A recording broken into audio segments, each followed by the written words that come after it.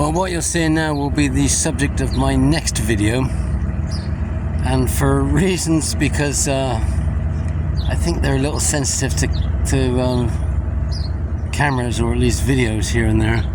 I'm going to keep this camera aimed at that, whatever you think is ahead there. I'm not going to move around to the right because that will actually tell you what it is. And I want to finish what turned out to be a very short video, 45 seconds, the one before this, and what actually happened there. Because if you watched it, you'll see that at some point the camera was aiming towards the pavement and it was all screwed up and stuff like that. And that's because when I got off the ferry, walked about 100 yards to the road, and diagonally to the left is the US consulate. Well, behind that is the Saudi embassy or consulate, and there's also the Chinese one.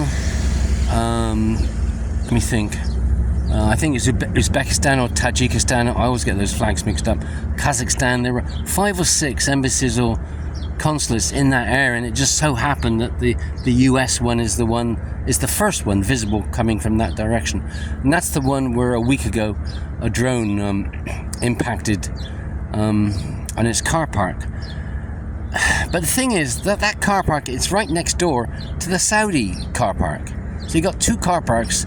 I mean, I wasn't sure which was which, to be honest, but let's say they're separate, but they're actually next to each other.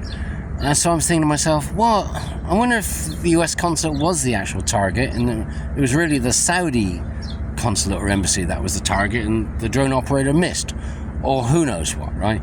But let's say, anyway, so, the US consulate may or may not have been the actual target, and then you think to yourself, well, why didn't the drone crash into an actual building? Why did it crash into a car park, So, I mean, I don't know, maybe the drone operator knows.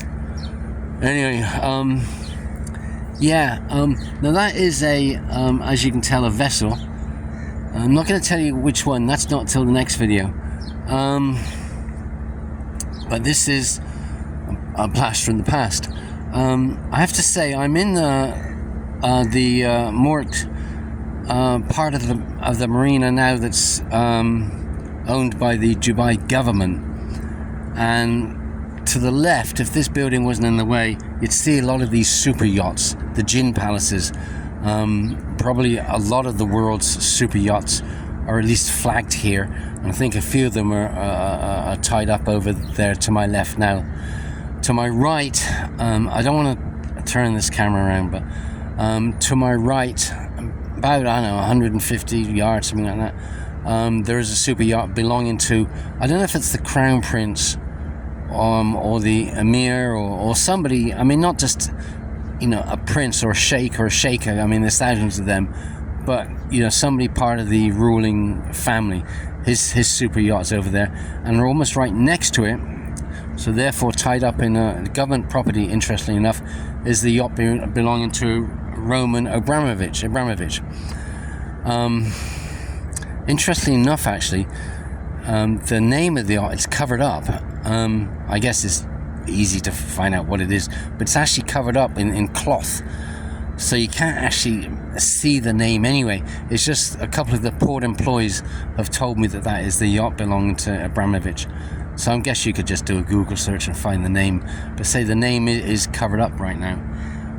Anyway, so if you go to the next video, then the identity of this vessel will be revealed.